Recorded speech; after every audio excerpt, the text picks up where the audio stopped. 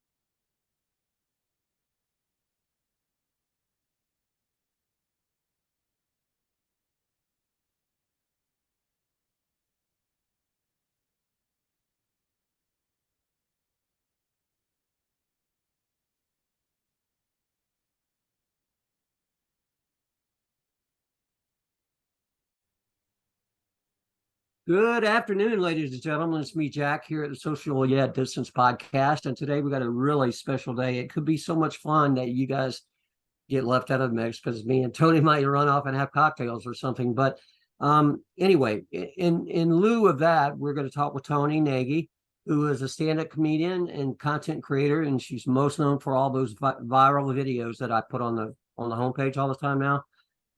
She does interpretive dance. She talks about her philosophies while she's pontificating, gyrating, squirming around like a little weasel.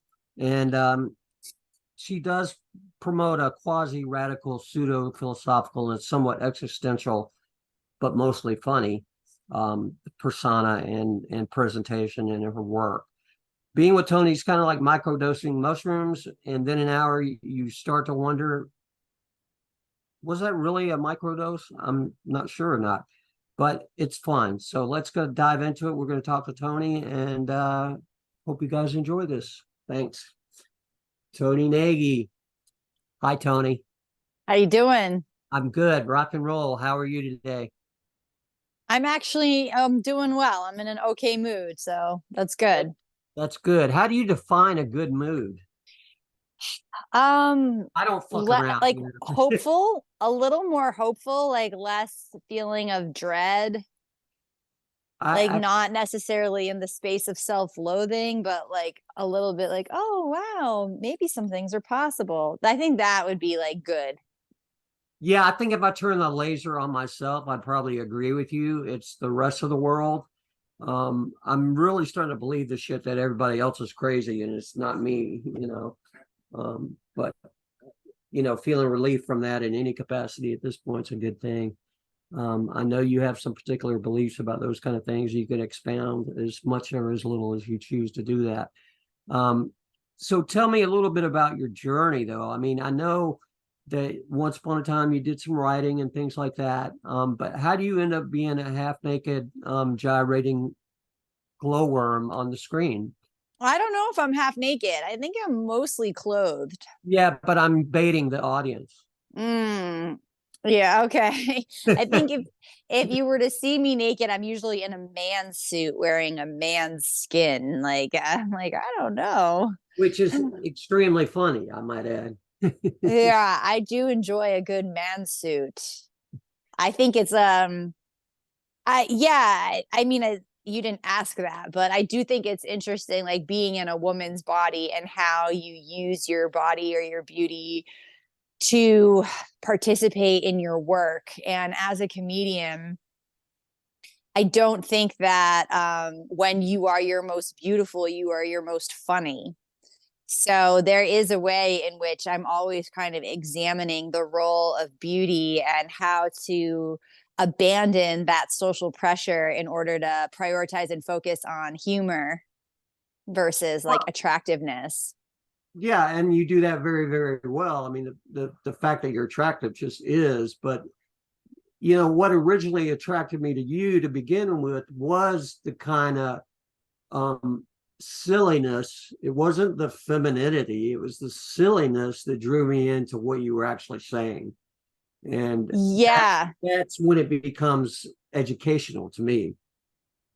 Yeah, that's kind of my goal. I mean, someone once called me disarming, and I thought that was a really interesting adjective because I don't think if you're like necessarily like being seduced, you are open-hearted, like you are being drawn to someone because there's a seduction involved. But when I think of like the concept of silliness or disarmingness, I think of the potential or the possibility of creating a space where someone feels comfortable to open their hearts and open their minds, which is something I'm more interested in. I'm not as interested in it as attraction. Like Right. people being attracted is not compelling to me.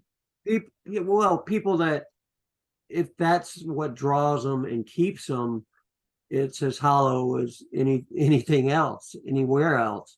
You're getting. It's just like sitting at a bar and some guy's hitting on you all night. You know, he's not really offering anything other than he's hitting on you that night. You know, Right. and It's a type of attention, but yeah, it's you don't want your audience to be that guy. You know, no, I really don't. I really don't. It's not it's just not compelling. not at all. I'm like, that's not the revolution, bro. Yeah. Oh, you're one of those manly men. Okay. Okay, all right, cool. Okay. Um, yeah, so but you would ask me, I think the truth is I've been making media and content in a variety of forms for many, many years. And I've just been trying different methodologies and practices and experimentation of like what are interesting, compelling, entertaining ways to philosophize. I mean, I think that's my ultimate objective is to have a philosophical inquiry on existence. And I think that humor, I mean, a lot of people do, it's like humor is this tactic to Mm. have conversations where you can kind of present things in a way where you're like, well, I'm not serious. There is like a poetic and an artistic license where you can push boundaries and you're in a way less accountable, Mhm. which I enjoy because I like to be pushing boundaries. And I'm not saying that everything I'm believing and thinking and pontificating on is universal truth. I don't know. I'm just asking questions, And so I think comedy provides me a blanket of which to wrap myself in where I can ask all the questions I want. Right. And you know, and that's my contribution to society is the questions. I'm not positioning myself as an expert because I think I don't know, I'm not really into guru worship and I'm not really into experts, even though I do believe there are people who are experts at things. Mhm. I don't know. When you talk like you're the expert, I'm always like, are you though? Yeah, and why did, if that's the case, why did you feel obligated to tell me that? Yeah. Even though like I do really appreciate people's wisdom. It's more like the hierarchy of conversation. I enjoy a conversation that's dialectic, that is a give and take, because I do believe that everybody that's participating in the conversation is adding value to it. I mean, like, so for example, I am a teacher, and when I'm teaching, people are paying me to be giving them a service, which is teaching, right? So it's not like I can be like, well, what do you think we should do? But I do have a class that is, what are your needs today? Where's your emotions at? Like, is there something specific you want to work on? Like, I am bringing in potential for feedback. And then when I choreograph work with the class, so in a dance class, which is what I teach, usually the class ends with choreography. And I used to just like bring my choreography to class, where like I would work something out previously and then I'd be like, this is what I've choreographed. And then I would teach it to people. But then, I don't know, maybe like 6 or 7 years ago, I just kind of started choreographing just in the room with the class. So I have no idea what I'm going to do. I'll pick a song, or I'll let even a student pick a song if someone's feeling like particularly passionate about a song. And even though I am the one that's choreographing, I am tapping into the collective energy of everyone that's in the room. And I'm feeling how it feels with them, and I'm feeling what it feels like in their body. And sometimes I'm like, oh, this doesn't feel good in this collective body. Let's try like this instead. And so it really reminded me that even if I am like leading as a teacher in quotation marks, the process of choreography is a collaborative effort that I'm doing with the quantum energy of everyone in the room. And so it feels like there is this like shared ownership of the work at the end of it, even though I'm the one who's like, do this. Sure. And I think the end result is it's also an actual demonstration of a dance, because I mean, intellectually, that's what we do. We do these dances in our heads, and we spar sometimes, and sometimes we communicate, and sometimes we just throw our hands up. But in that environment that you've described, it gets back to universal, where everybody has what their needs are that day. They all come together and say, okay, this is what our needs are. Okay, we'll apply this and see if it works or not. And then it either works or it doesn't. And you modify it and adapt it for everybody so that everybody learns from that process, and the choreography as well. Because And the limitations of other people can be interesting. Yeah, exactly. And they're not feeling like they left out. They're left out because they didn't get their way. They're feeling like they've grown even more, I would suspect, because they did something outside of the box that they expected. Yeah, and they were energetically involved in the artistic creation of something, even if they don't say a word. Just by being in the room while I'm coming up with it, is they're involved. I mean, I think that's the thing with like an improv show. If you were to do an acting improv show, the energy of the people in the audience are participating in the show, whether they might just, whether they call out like banana or whatever the hell, just them watching, just their energy, just their thoughts. There's so much telepathic conversation that's happening, like, who knows why you come up with whatever you're coming up with, whatever in front of whatever audience. Like, there is an alchemy that happens when you co-create in space with people. Absolutely. And as an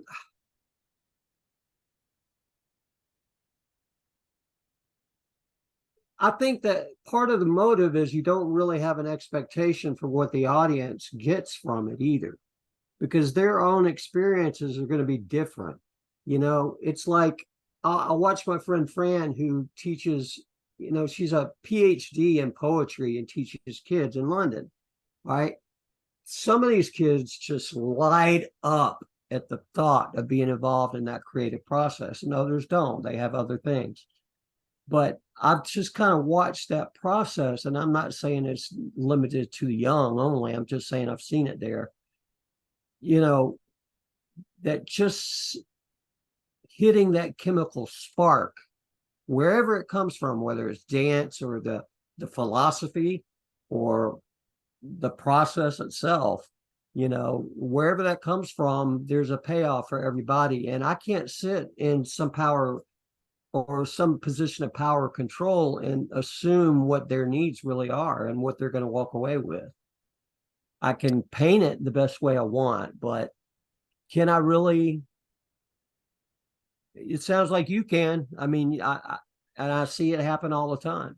You know, I had a halfway house full of junkies. They all didn't use dope for a long time. There's Mm-hmm. why, and a part of it was the alchemy. Just like you're saying, which is kind of a funny thing to say about a bunch of junkies, but yeah. Yeah, well, alchemy is like a crucial part of existence, which is why people turn to drugs. I mean, Yeah, exactly. yeah. I think you're doing a great job with carrying your message. It's exciting to me that you have those results and that you look for more different ways to engage. Yeah, I mean, I think for me, the driving force is around this concept of sharing the self. Because, I do hear a lot of people talk, especially in the circles that I'm following on different social media, this concept of like, wake up, you got to wake other people up, and I'm just like, what? No, actually, to even the hubris to think that you could wake anyone else up, that's pretty arrogant, like really all you can do is open your own eyes, and then share your journey. And who knows if your eyes are fully open or not, but if you share a journey, that's valuable because you're sharing a journey. And I think that the collective consciousness, we all are experiencing, the palette of emotion. So when we share ourselves and we share our journey, we're just connecting to the emotional journey of what it is to be human. And I think that is what people, will connect to. And then when we feel connected to others, to the self, to the land, to animals, to plants, that connection, I think, is the medicine for dis-ease and ailments and suffering and sadness and depression and anxiety and all that, stuff. I agree 100%. And, many wise people in my life have told me virtually the same thing in different words many, many times. And at some point I finally heard it. And I'm very, very grateful for that day. And I take it as a responsibility to the miracles I've seen in my life to be responsive and to share those things. But I have an ego too that sometimes slips where it doesn't belong and has that hubris that you speak about, and it's because I'm an evangelist about what worked for me. Yeah. That's the part I forget, is it was for me, that Yeah, worked. I relate to that. Yeah. So it is what it is, but I think you're absolutely right that the clarify or the closing end of that alchemy is you have to give it away or it's not worth anything. Mm-hmm. Yeah. And well, that actually, I go back to the word sharing versus giving only because I had a conversation about this earlier today.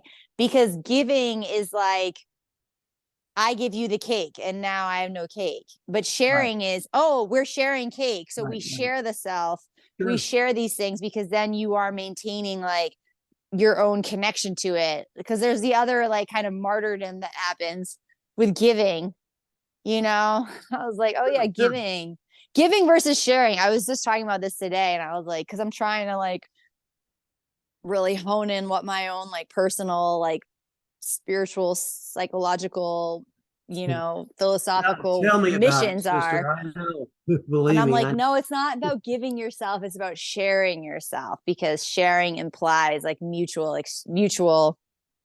you know, enjoyment. Yeah. Where I get confused in looking at it that way, and because I do agree with you, but it's that ego part that you mentioned earlier. It's like I end up being just pissed off. Well, what, you didn't see how much I was giving you? Yeah. That's why giving is more complicated than sharing, right? Because when you share, you're like, but I still have stuff for myself. I think just like I like to think in terms of cakes, I still have cake. So even though you ate half the cake, I still have half the cake. So I'm okay. Well, and I'm very comfortable in the fact that it's my roommate's birthday and they're in the kitchen making a cake right this minute. Yes. Oh, that's fun. Scorpio. Yeah, believe me.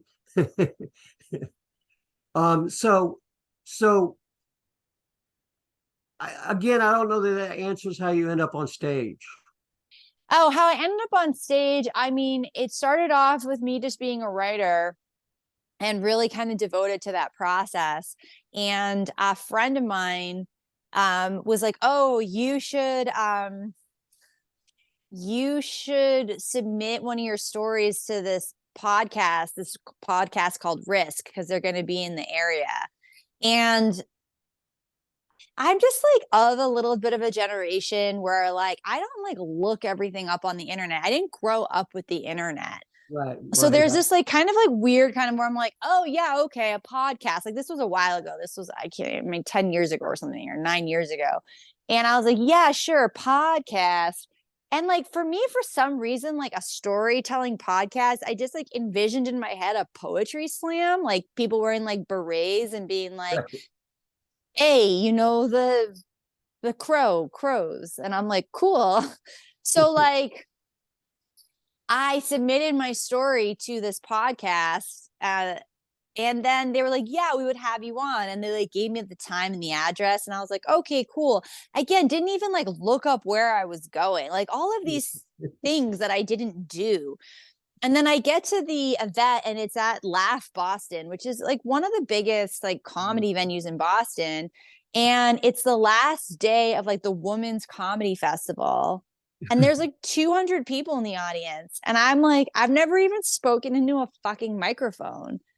I'm like, wait, what the fuck is happening? And so like the guy, his name's Kevin Allison, who like was the host of the podcast, super nice guy.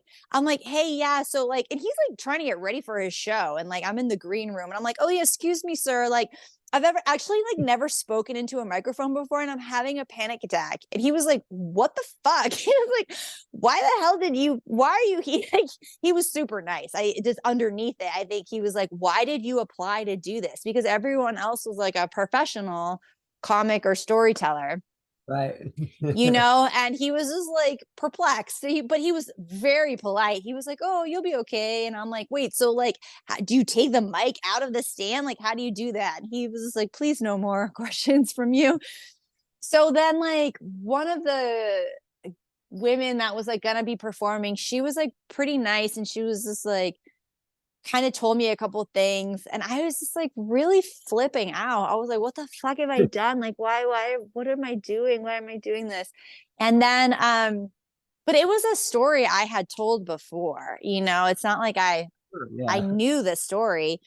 So anyway, then I get on stage and like the second I was on stage, I was like, oh yeah, I'm like, this is correct, and I did a great job. Like, I actually think I did a really good job. It was a total like beginner's luck kind of thing. And then I was like, oh, I should do stand up, like so arrogant, I was like, yeah, I should just like do stand up. I'm a natural, I think I was like, I'm amazing. I'm a natural at this. So like, then, I think I went to an open mic. I mean, this is so rude, but I went to an open mic and it was like 98% guys in their 20s. Sure. And I was like, what? And I was like, all right, and it was all, like you go to an open mic, a comedy open mic, it's usually just all comics. And they were just all just like 20-year-old dudes. And I was like, this isn't really my vibe. I think I went to like 2 or 3. I was like, I'm not into this open mic scene. So then I just like lied. I just would like, I would just like write bookers and I would like submit myself to contests and I just lied. I was like, yeah, I've been doing comedy for 5 years, you know? And they'd be like, where? And I'd be like, Ohio. You know, I would just like, I just lied. And then I like got on this contest and I did really well in the contest. And so then I got this like residency in New York to perform like for 6 or 8 weeks or something like that. And then I did that and I was so like manic and like I was like, I'm gonna write a new set every time I perform. So like literally like every time I performed, I wrote like a new 7 or 8 minute set. Like never performed the same thing twice. Like did that for a while. And I think I had like such like a, you know, it was like I was like a baby AI where like I wasn't really like online yet. So I was just like I was like very fearless. And then there was just like one day where like my grandmother had just died. I had just like filmed like my first film that like I directed and it was like a really long like month-long process. And then I had a show like right after that. And I go to the show and like it was like such an epic bomb. It was like my first bomb and it was like performance art, you know, like literally like the crowd was like silent. And I had 2 friends come. We went out for dinner afterwards and like the friend was like she was like, well, it's like the point of comedy isn't always to make people laugh.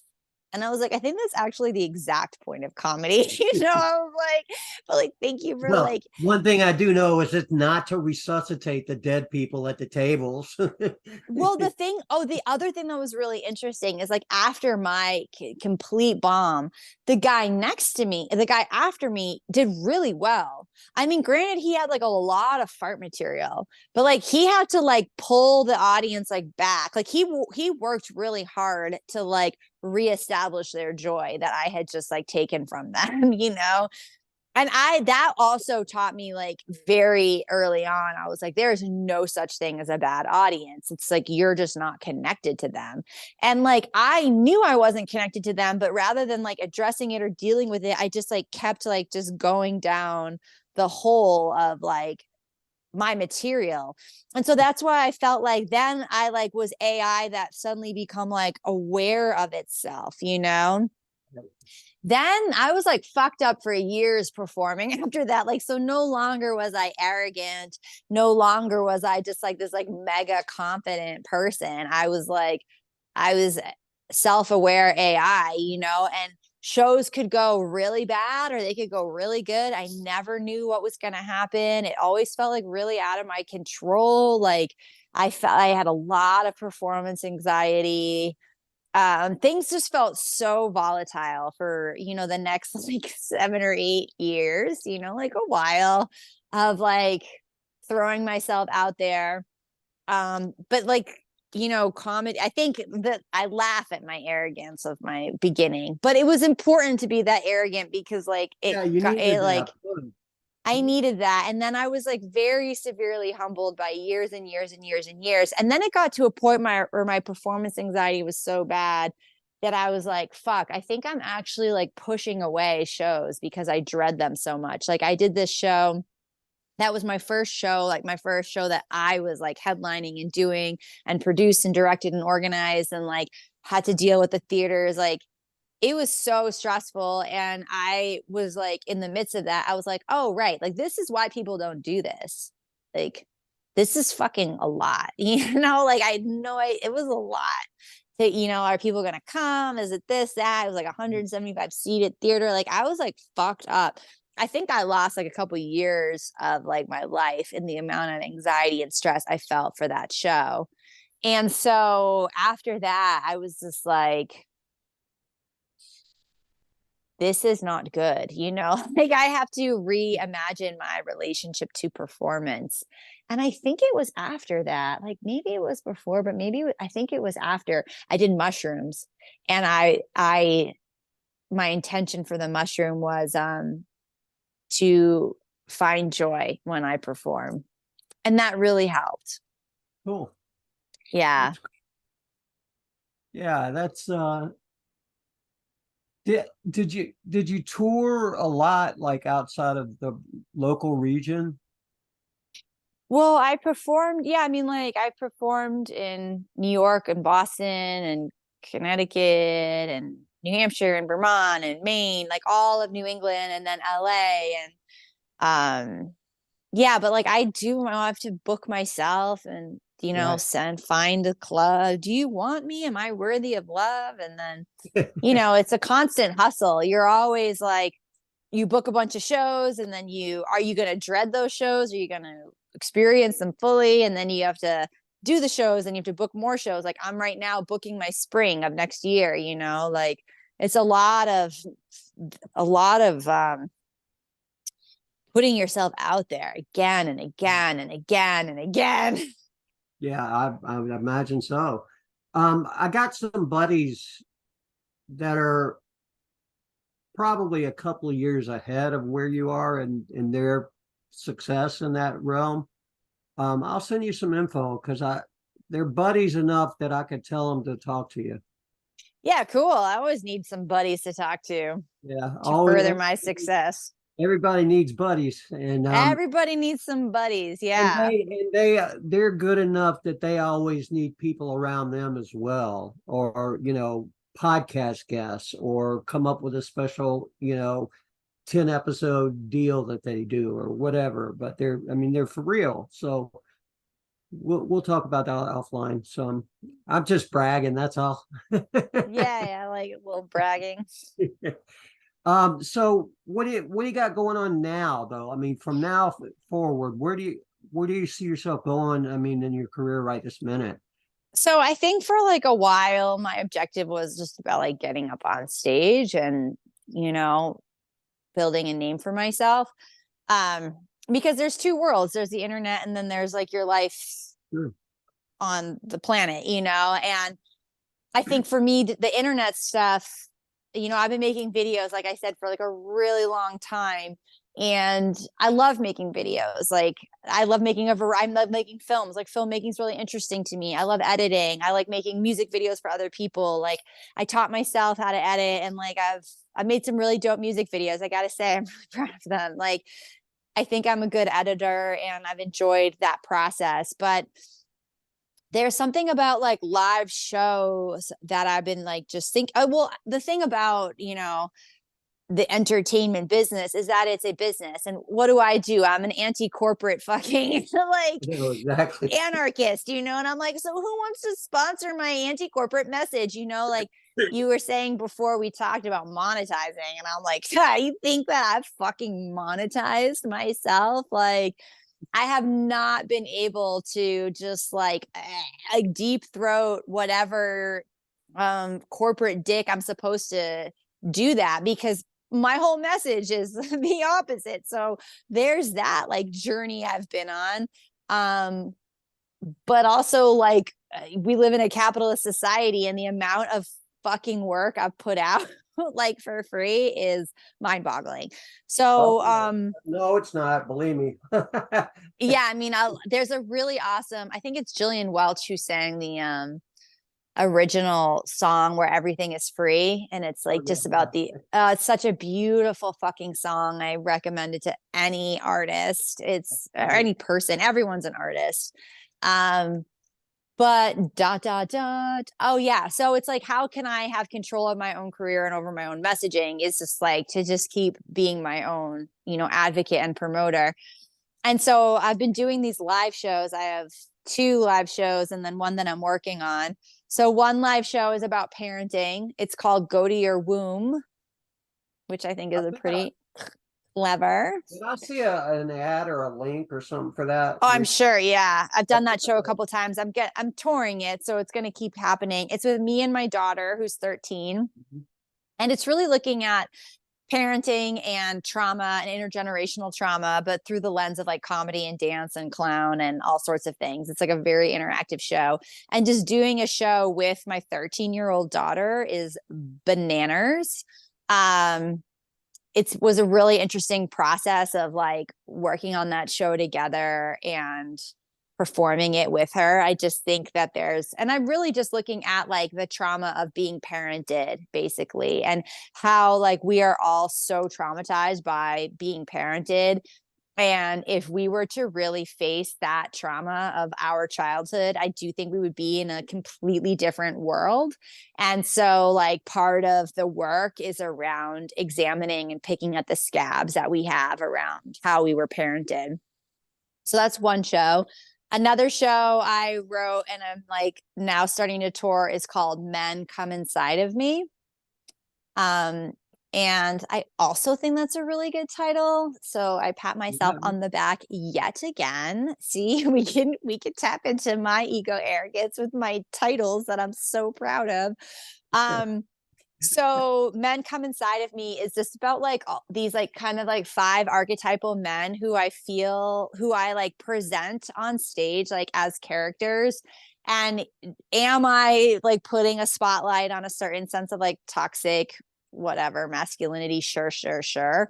But between each character, I become myself and talk about why I relate to that guy, and that guy actually lives inside of me. He's like a part of me, which is why it's called Men Come Inside of Me.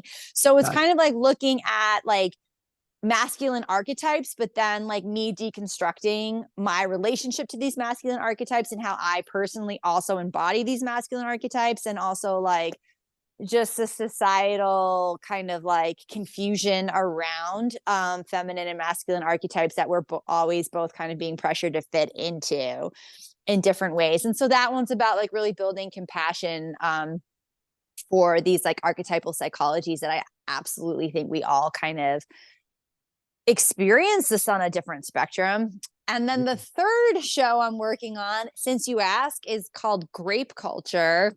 And it's a comedy, a tragic comedy about rape culture.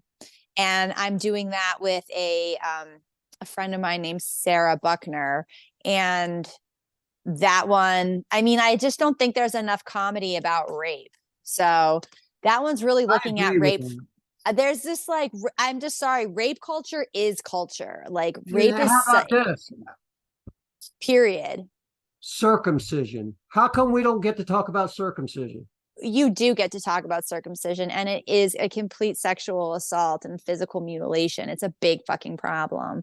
Yeah. So like that is part of rape culture. Like I honestly think all of culture is rape culture. And so that's kind of looking at all the ways in which like capitalism, the prison industrial complex, our relation, the medical industrial complex, like how our bodies are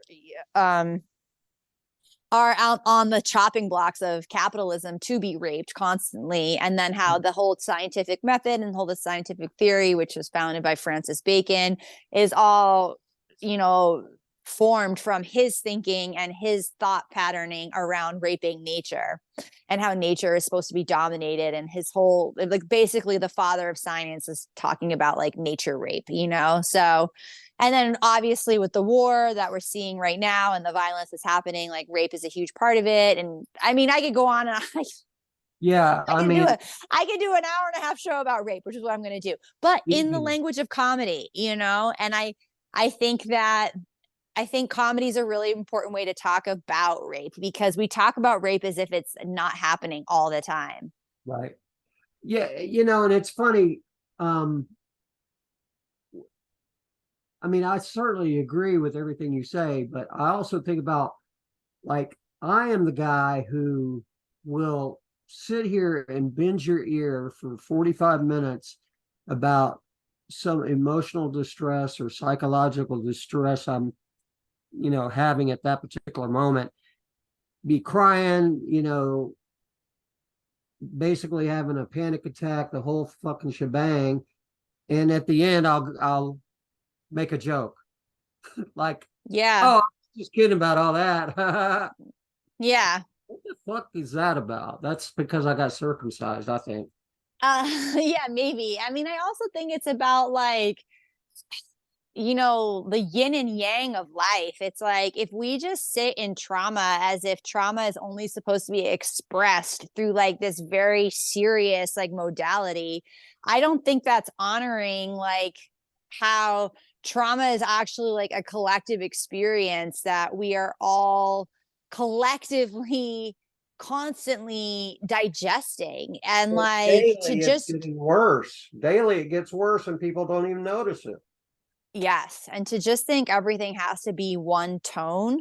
Like there's they did this like kind of study thing or whatever in Rwanda, like after the genocide, where they sent all these psychiatrists over to Rwanda, and they were, you know, the intention was like, oh, we'll give psychotherapy to these Rwandan people, and that's going to help them deal with like the massacres that they just experienced. And a lot of the people were like, what? Like, I don't want to get into a fucking room with like fake lights and talk about my problems. I want to go outside. I want to dance. I want to drum. I want to like remember why life is worth living.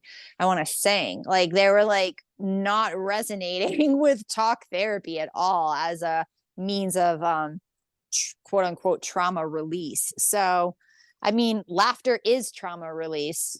Mm-hmm. So that's what you're doing. Yeah, I mean, there's no doubt that I've always called it a pressure valve. It's my pressure valve at the end that lets off the rest of the steam so I can be done with it. Yeah. Yeah. I agree. It doesn't always end up that way, but that's kind of a way I've noticed it as a defense mechanism. That's what I'm doing, actually. You know, it's a defense mechanism, and it's a protection mechanism, and it's a yep. healing mechanism. It's Yep. not And just one thing. Because I've done the work, I know exactly where it comes from too, which is a fortunate thing. Yeah. Wow. You know, Toni, I could talk with you forever. You know, just one-on-one. I don't want to bastardize your time anymore. And I know you got things to do as well later. So you know, unless you've got something you want to pimp or sell or harp, you know, please let the folks know how they can get a hold of you and whatnot. And then we'll call it an early night. Yay. Okay. Yeah. My website is toninaj.com, TONINAGY. So all information is there. Cool. Well, you Yeah. guys go and visit Toni. And until then, I'll see you guys on the next time. Thank you and goodbye. All right. I'm going to end it. I'll edit out all the bullshit probably this weekend, assuming everything goes technically okay. Yay. Is there a fucking retrograde somewhere I don't know about? I don't know. Nothing's retroing right now. No, I think it's just you. You're in retrograde. Just kidding. No, the universe is hunting me down wherever you are. Yeah, let's just feed that one, shall we? Really, I hope there's a lot more. I really do, Toni. I think there's a lot of opportunity here, and I think we could help each other a lot. Some of these things that you're dreading, I'd love to be a help to barrier those things for you. Oh, yay. Thank you. I mean, my ultimate idea was to have the social yet distanced network, which included other people besides myself. So we got to put a Toni channel there, and you want to post you know, something every once in a while, then we could do that. Or if you want to give me permission to repost your videos via you can a link. repost my video anytime. Yeah, I repost your shit a lot, actually. And I did notice that I told you I do research, and you may or may not like this, but I have an app. So when I was at your YouTube site, I can look and see what all your stats are and stuff. And there was a time when it was spiking up, and it looks like on YouTube. Yeah. Do you monitor it at all? YouTube is so. No, I mean, YouTube is kind of so dead for me. I have not been able to like make that alive. I think there's probably some things I'm learning things recently that are proving very, very beneficial that I never knew either. I've had a YouTube channel for 10 years and never got any traffic whatsoever. And then I started doing this, and all my buddies would go and look, and then it would be done. You know, there's no external growth, no marketing from YouTube, no nothing.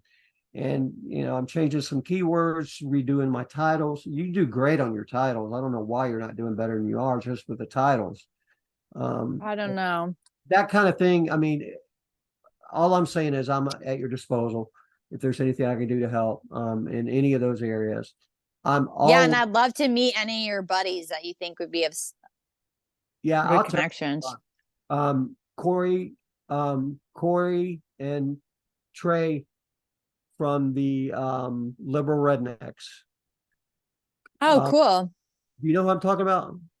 I feel like that sounds familiar. I can't think of his full name. Corey Feldman, Corey Ryan Foster, that's it. And Trey Crowder. Liberal then, rednecks. Yeah, that sounds like my vibe. Trey Crowder's big time. I mean, he Cool. lives in LA now and he tours all the time. They just put out a book. They're doing all kind of shit. And Yeah, cool. I've been picking on them for months and months and months, just like I did you. And they keep putting me off because they have tours and whatnot that pop up. You know, their agent will call them and say, "Hey, can you go this next weekend?" You know, and they'll have to go. So, it just hasn't worked out yet. But I can at least get them your information, and Yeah. I'll send you a text at some point in the next 24 hours if I can remember. I know his management company. I just got to go look it up. And then you can deal directly with them too. Cool. As far as booking and shit like that. But if nothing else, they'll get you in the door with some, some additional bookings. That'd be cool. Yeah. And maybe, I don't know how much, did you ever do Atlanta? No, I haven't. Like Atlanta, Nashville, Chattanooga, Charlotte, anything south of Mason-Dixon from where you are. Are you in Boston? Or in I'm in New Hampshire. New Hampshire. That's funny. I would have guessed that. Yeah. So, I mean, and of course I'm in Florida. I know a few people here, but not really. The ones I do know, I don't like. So I wouldn't sick you on them. Yeah, totally. All right. So I'm going to let you go, but, All right, great. Thank you. your eyes peeled, and if something comes across and you need something, let me know and I'll follow up as needed. Great. All right. Sounds really good. Have a great Thank you, day. Toni. I really appreciate it. Thank you. Bye. Ciao, baby.